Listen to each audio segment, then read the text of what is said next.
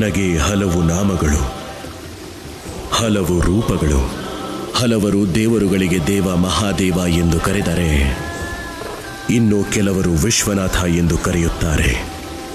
ಕೆಲವರಿಗೆ ಪರಮೇಶ್ವರನಾದರೆ, ಕೆಲವರಿಗೆ ಆದಿಯೋಗಿಯೂ ನಾನೇ, ಭೈರವನೂ ನಾನೇ. ಇವತ್ತು ನಾನು ನಿಮಗೆ ಹೇಳಲು ಹೊರಟಿರುವ ಒಂದು ಅಪರೂಪದ ಕಥೆ, ಅದೇ ಬಾಲಶಿವನ ಕಥೆ.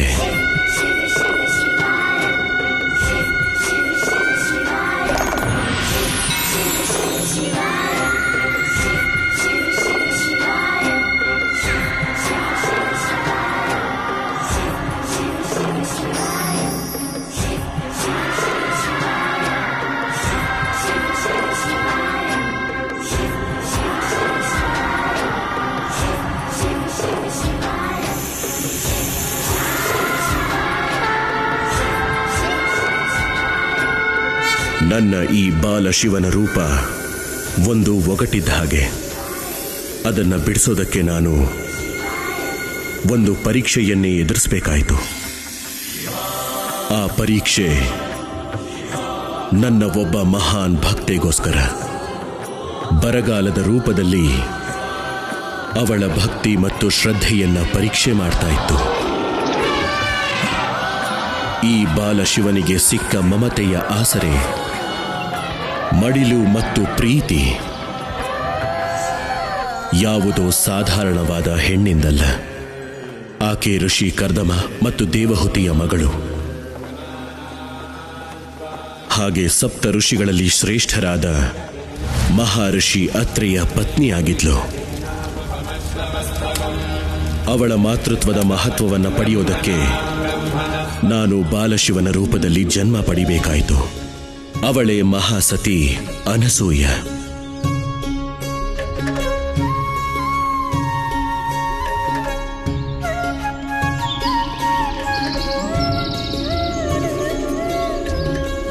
ಚ ವಿದ್ಯಾಂ ಚ ಯಸ್ತ್. ಕುಲಪತಿಗಳೇ, ಇದನ್ನ ನಿಕ್ಕೊಡಿ. ಗುರುಪತ್ನಿ ಅನುಸೂಯಗೆ ನನ್ನ ಅನಂತ ಪ್ರಣಾಮಗಳು. ಅಕಾಲದ ಬರಗಾಲ ಹೆಚ್ಚಾಗ್ತಾನೆ ಇದೆ. ನನಗನ್ಸೋ ಹಾಗೆ ಸ್ವಲ್ಪ ಕಾಲ ಗುರುಕುಲನ ಮುಚ್ಚಿದ್ರೆ ಒಳ್ಳೇದನ್ಸುತ್ತೆ. ಎಲ್ಲ ಕಡೆ ಆಹಾರಕ್ಕೆ ಅಭಾವ ಜಾಸ್ತಿ ಆಗ್ತಿದೆ. ನಮ್ಮ ಗುರುಕುಲದಲ್ಲಿ ಹಾಗೇನಿಲ್ವಲ್ಲ ಆಚಾರ್ಯರೇ? ಗುರುಕುಲ ಮುಚ್ಚಲ್ಲ. ಗುರುಕುಲ ಜ್ಞಾನ ಕೊಡೋ ಜಾಗ. ಪ್ರಕೃತಿಯಲ್ಲಿ ತೊಂದರೆ ಆಯ್ತು ಅಂತ ಈಗ ಭೂಮಿ ಎಲ್ಲಾ ಕಡೆ ಬರಡಾಗಿದೆ. ಅದರ ಭಯದಿಂದ ನಾನು ನಮ್ಮ ಮಕ್ಕಳ ಜೀವನವನ್ನ ಶಿಕ್ಷಣ ಇಲ್ಲದೆ ಹಾಗೆ ಬರಡಾಗೋಕ್ ಬಿಡೋದಿಲ್ಲ. ಬಂಜೆಯಿಂದ ಹಾಗೆ ಬರಡಾಗಿರೋ ಭೂಮಿಯಿಂದ ಜೀವನ ಹುಟ್ಟುತ್ತೆ ಅಂತ ಬಯಸೋದು ವ್ಯರ್ಥ ಅಲ್ವಾ ಕುಲಪತಿಗಳೇ?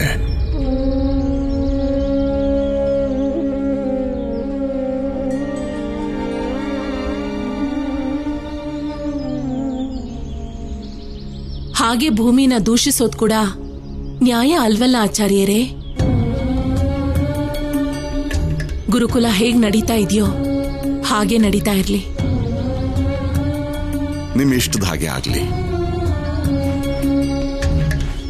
ಈ ಯಜ್ಞ ಬಿಟ್ಟು ಈಗ ನೀವೆಲ್ಲೋ ಆಚೆ ಹೋಗ್ತಿರೋ ಹಾಗಿದೆ. ಗುರುಮಾತೆ ಬರಗಾಲದಿಂದ ಮುಕ್ತಿ ಸಿಗ್ಲಿ ಅಂತ ಶಿವನ್ ತಪಸ್ ಮಾಡಕ್ ಹೋಗ್ತಾ ಇದಾರೆ ಆಚಾರ್ಯರೇ. ನಿಮ್ ಪತಿ ಅತ್ರಿಯೇ ಮಳೆಗಾಗಿ ಯಜ್ಞ ಮಾಡ್ತಾ ಇದಾರಲ್ಲ, ಮತ್ತೆ ನೀವು ತಪಸ್ ಮಾಡೋ ಅವಶ್ಯಕತೆ ಏನಿದೆ? ಓಹ್, ಅರ್ಥ ಆಯ್ತು.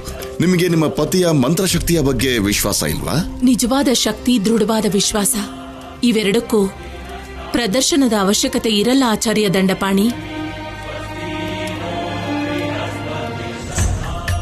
ಹಾಗಿದ್ರೆ ನೀವು ಈ ಯಜ್ಞ ಬಿಟ್ಟು ಹೋಗೋದು ಯಾಕೋ ಸರಿಯಲ್ಲ ಅನ್ಸುತ್ತೆ. ಪತಿ ಮಾಡ್ತಿರೋ ಕೆಲಸ ಒಳ್ಳೇದೇ ಆಗಿರುವಾಗ ಪತ್ನಿ ಕೂಡ ತನ್ನ ಪತಿಯ ಕೆಲಸಗಳಲ್ಲಿ ಸಹಾಯ ಮಾಡ್ಬೇಕಲ್ವಾ? ಅದು ಅನಿವಾರ್ಯ ಕೂಡ. ಮತ್ ನನಗಂತೂ ನಂಬಿಕೆ ಇದೆ, ನನ್ನ ಶಿವ ಈ ಸಮಸ್ಯೆಯನ್ನ ದೂರ ಮಾಡೋದಿಕ್ಕೆ ನನಗೆ ಖಂಡಿತ ಸಹಾಯ ಮಾಡ್ತಾರೆ.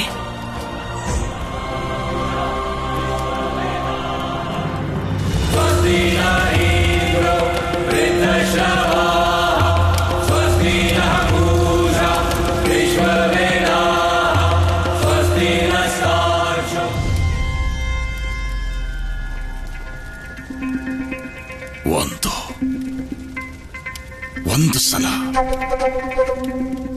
ನಾನು ಈ ಗುರುಕುಲದ ಕುಲಪತಿ ಆದ್ಮೇಲೆ ನೋಡ್ತಾ ಇರೋ, ಇಲ್ಲಿ ಯಾರು ಯಾವತ್ತೂ ಶಿವನ ಹೆಸರು ಹೇಳಬಾರದು, ಹಾಗೆ ಮಾಡ್ತೀನಿ.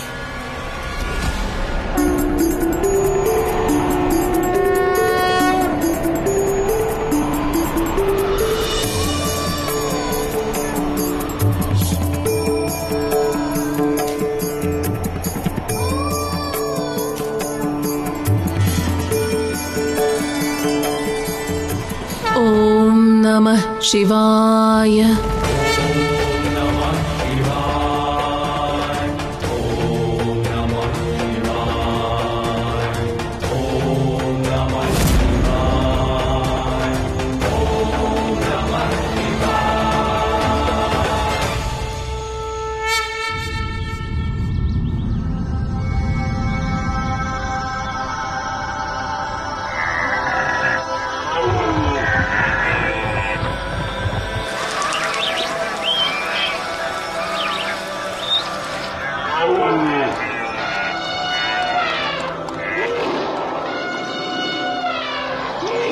ಎಲ್ರು ಕೇಳಿ, ಬೇಗ ಬೇಗ ಹೊರಡೋ ಸಮಯ ಆಗ್ತಾ ಇದೆ.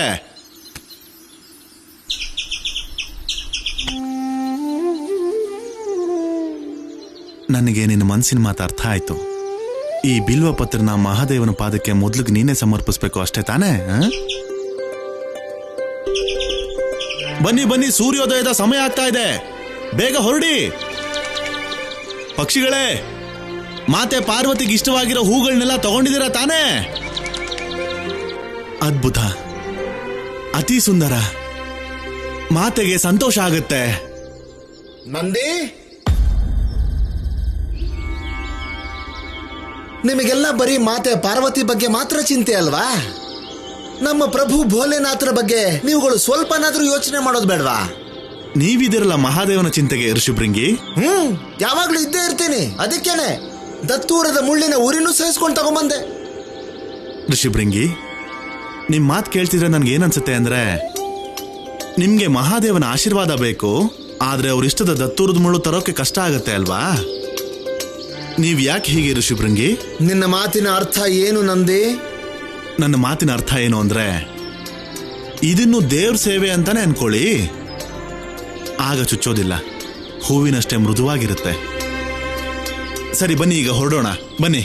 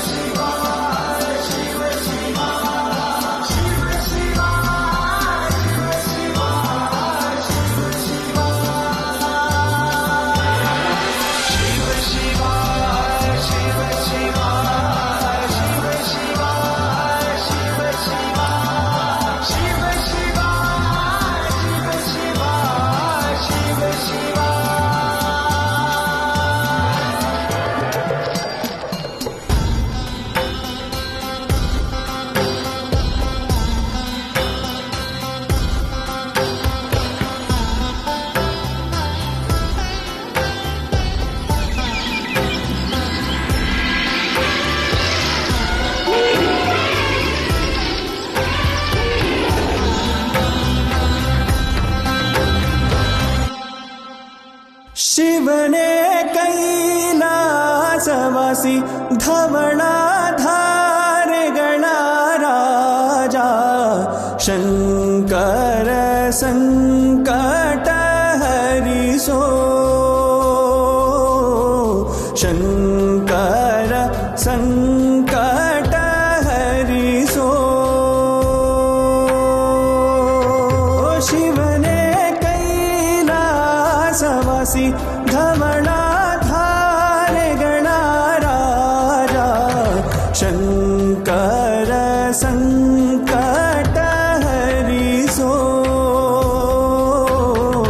ಶಂಕರ ಸಂಕಟ ಹರಿಸೋ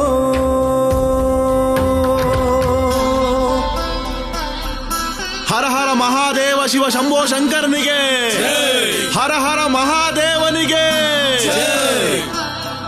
ಹರ ಹರ ಮಹಾದೇವ ಹರ ಹರ ಮಹಾದೇವ ಹರ ಹರ ಮಹಾದೇವ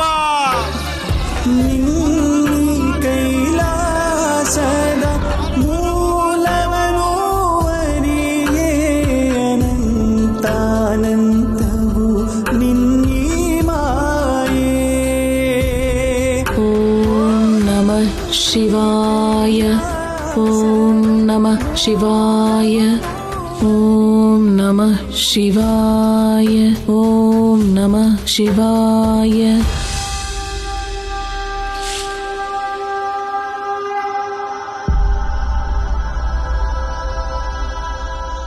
ಗೌರಿ, ನಾನು ಹೊರಡಬೇಕು.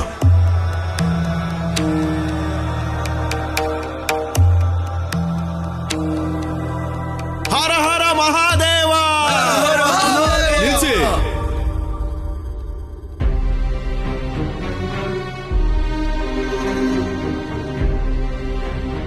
ಇವತ್ತು ಅರ್ಚನೆ ಮಾಡೋ ಹೂಗಳು ಸ್ವಲ್ಪ ಹೊತ್ತು ಕಾಯ್ಬೇಕಾಗತ್ತೆ.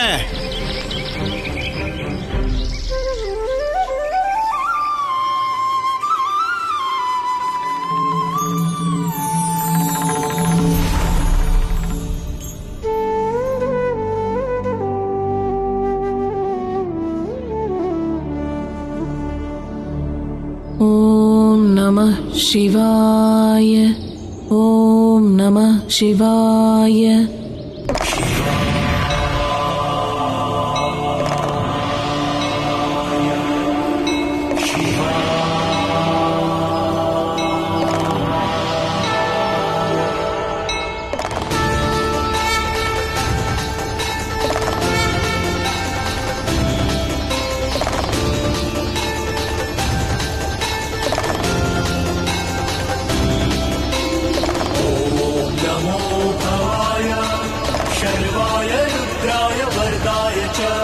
पशूनाम पतये नित्यमुग्राय च कपल्भिः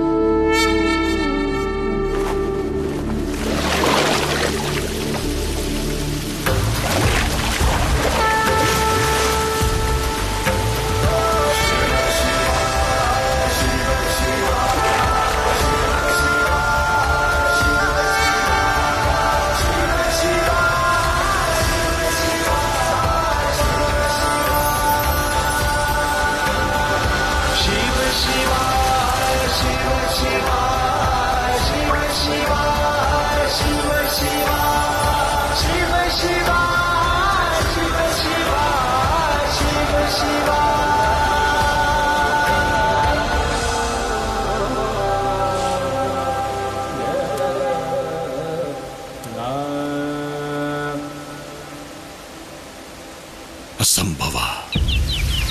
ಆದ್ರೆ ಇದೇ ಸತ್ಯ. ನನ್ನನ್ನ ಕ್ಷಮಿಸಿ ಗುರುಗಳೇ, ನನಗದ್ಯಾಕೆ ಹಾಗನ್ನಿಸ್ತಿದ್ಯೋ ಗೊತ್ತಿಲ್ಲ.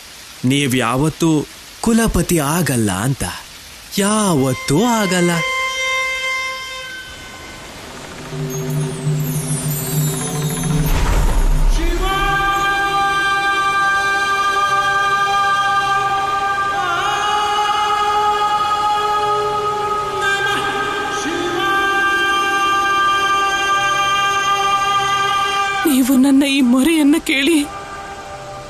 ಬಿಟ್ರಲ್ಲ ಪ್ರಭು. ನಾನು ಇಲ್ಲೇ ಇದ್ದೆ, ಸ್ಥಿರವಾಗಿ, ಅನಾದಿ ಕಾಲದಿಂದಾನು. ಹೋಗೋ ಅವಸರ ಮತ್ತು ಬರೋ ಆತುರತೆಯಿಂದ ಮುಕ್ತನಾಗಿ. ಸೃಷ್ಟಿಯ ಕಣಕಣದಲ್ಲೂ ನಾನಿದ್ದೀನಿ, ಸರ್ವತ್ರವಾಗಿ. ಯಾವತ್ತಿಗೂ ಎಲ್ಲೂ ಹೋಗದೆ ಇದ್ಮೇಲೆ ಇನ್ನು ಬರೋ ಮಾತಿಲ್ಲಿ.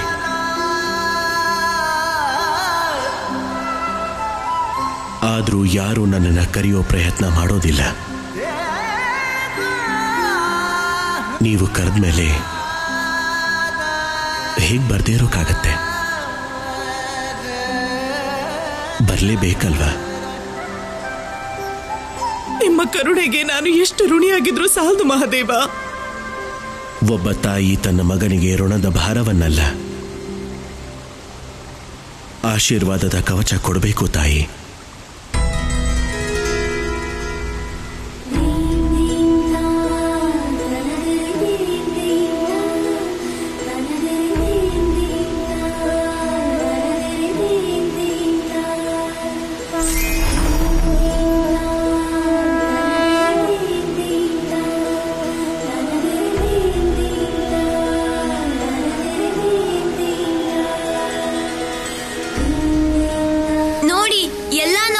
ನನ್ನ ಗುರುಮಾತೆ ತಪಸ್ಸು ಫಲ ಕೊಡ್ತು. ಅವ್ರು ಮಾಡಿರೋ ತಪಸ್ಸಿಂದ ಜಲಪ್ರಾಪ್ತಿ ಆಯ್ತು, ಬರಗಾಲ ಮುಗ್ದೋಯ್ತು. ಗುರುಮಾತೆ,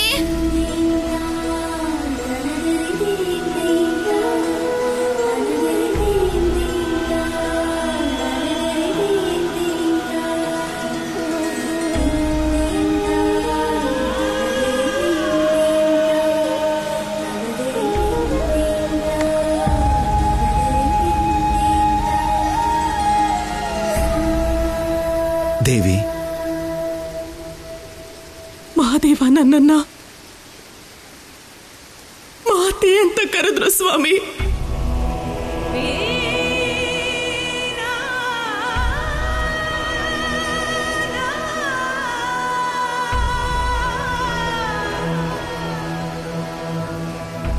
ದೇವಿ, ಕುಟುಂಬದ ಕಲ್ಯಾಣಕ್ಕೋಸ್ಕರ ನಿನ್ನ ಜೀವನನ ನೀನು ಮುಡುಪಾಗಿಟ್ಟಿರೋದು ಎಲ್ರಿಗೂ ಉದಾಹರಣೆ.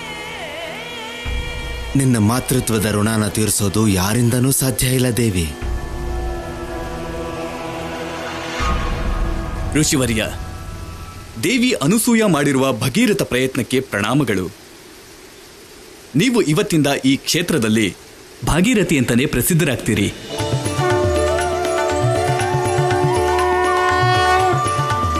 ದೇವಿ, ಇವತ್ತಿನ ದಿನ ತುಂಬಾ ಶುಭವಾದದ್ದು. ಅದಕ್ಕೆ ನನ್ಗೊಂದು ಆಲೋಚನೆ ಬಂದಿದೆ. ಯಾಕಿವತ್ತೇ ಮನೇಲೊಂದು ನಾವು ಶುಭ ಕಾರ್ಯ ಮಾಡಬಾರ್ದು? ಎಂತ ಶುಭ ಕಾರ್ಯ ಸುಲೋಚನಾ? ದೊಡ್ಡ ಮಗಳು ಕಲಾವತಿಗೆ ಮಡ್ಲು ತುಂಬೋದು. ನೀನು ತುಂಬಾ ಒಳ್ಳೆ ವಿಷಯ ಹೇಳ್ದೆ ಸುಲೋಚನಾ. ಮಗಳೇ ಆಗ್ಲಿ ಭೂಮಿ ಆಗ್ಲಿ ಎರಡಕ್ಕೂ ವ್ಯತ್ಯಾಸ ಇಲ್ಲ. ನೀನ್ ಹೋಗಿ ಮಡ್ಲು ತುಂಬೋದಿಕ್ಕೆ ಎಲ್ಲ ಸಿದ್ಧತೆ ಮಾಡ್ಕೋ. ಆದ್ರೆ ಮಡ್ಲು ತುಂಬೋ ಶಾಸ್ತ್ರ ನಿಮ್ಮಿಂದನೇ ಶುರು ಆಗ್ಬೇಕು ಅನ್ನೋದು ನಮ್ಮೆಲ್ಲರ ಇಚ್ಛೆ.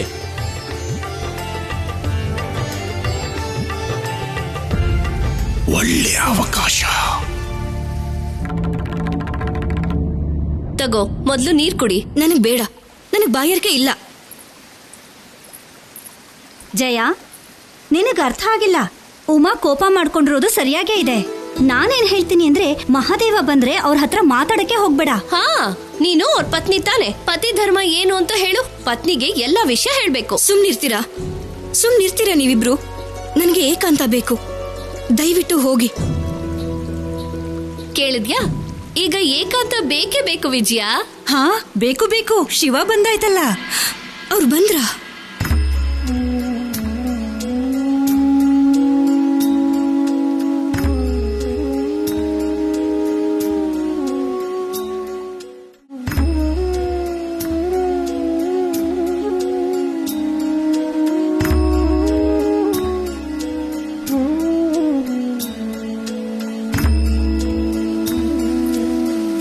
ಪಾರ್ವತಿಗೆ ನೀರು.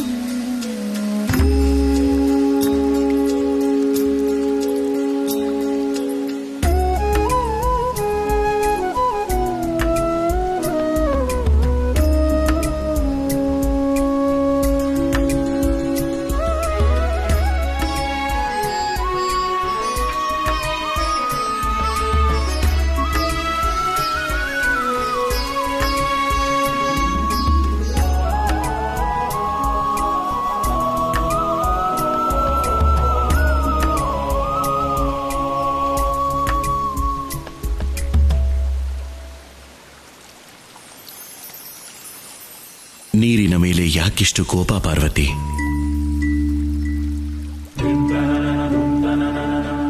ನೀರು ಜೀವನದ ಧಾರೆ ಪಾರ್ವತಿ. ಧಾರೆ ಬತ್ತೋದ್ರೆ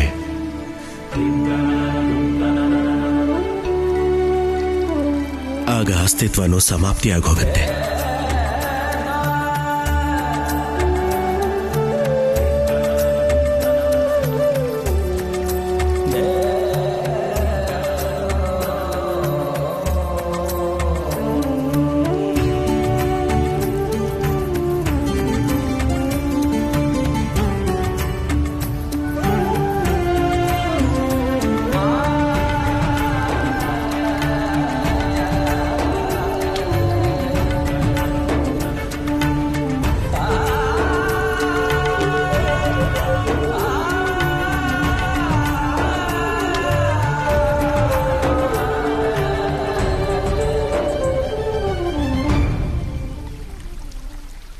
ನನ್ನ ಪಾಲಿಗೆ ನೀವು ಹಾಗೇನೆ.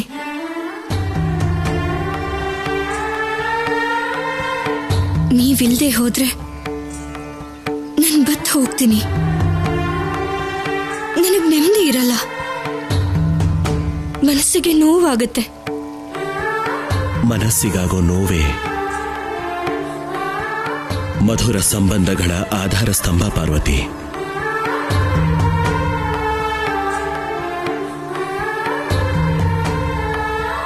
ಯಾವ ಸಂಬಂಧಗಳಲ್ಲಿ ಮನಸ್ಸಿನಲ್ಲಿ ನೋವೇ ಇರೋದಿಲ್ವೋ ಅದು ಆಡಂಬರ ಅಷ್ಟೇ, ನಿರರ್ಥಕವಾದ್ದು.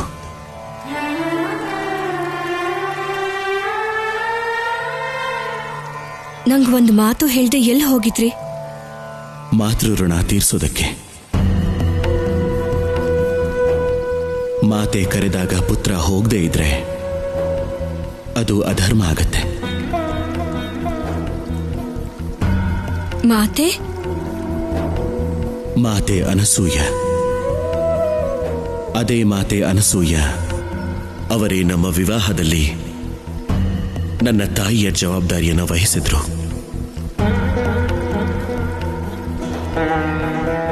ದೇವಿ ಅನಸೂಯೆಯ ಕಠಿಣ ತಪಸ್ಸಿನಿಂದ ಜಲದ ಅಭಾವ ಸಮಾಪ್ತಿಯಾಗಿದೆ.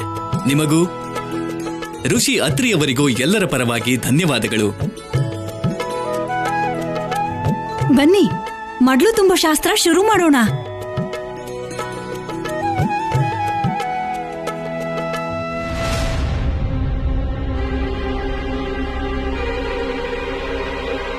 ನಿಲ್ಲಿ.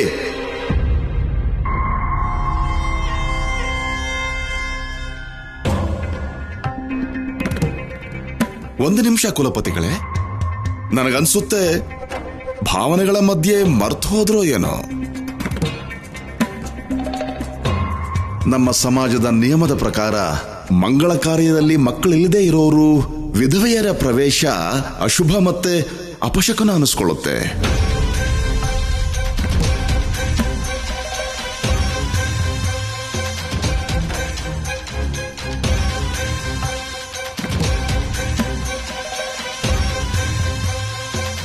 ನೀವು ಒಂದು ಪ್ರತಿಷ್ಠಿತ ಗುರುಕುಲದ ವಿದೂಷಿ ಕುಲಪತಿ ಆಚಾರ್ಯರೇ.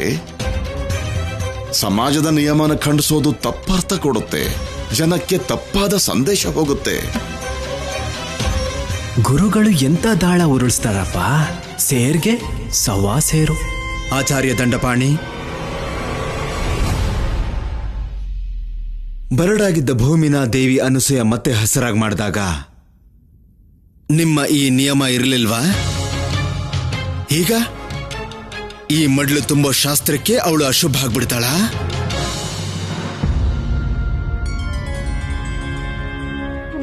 ನೀವ್ ಹೇಳಿದ್ ಸರಿಯಾಗಿದೆ. ನಿಯಮ ಮತ್ತೆ ಶಾಸ್ತ್ರಗಳನ್ನ ನೀವು ನೆನಪು ಮಾಡಿಸಿದ್ರಿ. ನಿಮ್ಮೆಲ್ರಿಗೂ ಧನ್ಯವಾದಗಳು. ಗುರುಕುಲದ ಸಂಪ್ರದಾಯ ಮತ್ತು ನಿಯಮಗಳ ಪಾಲನೆ ಮಾಡೋದು ಎಂಥ ಪರಿಸ್ಥಿತಿ ಇದ್ರೂ ಪರವಾಗಿಲ್ಲ, ಅದು ಪ್ರತಿಯೊಬ್ಬ ವ್ಯಕ್ತಿಯ ಧರ್ಮ ಆಗಿರುತ್ತೆ.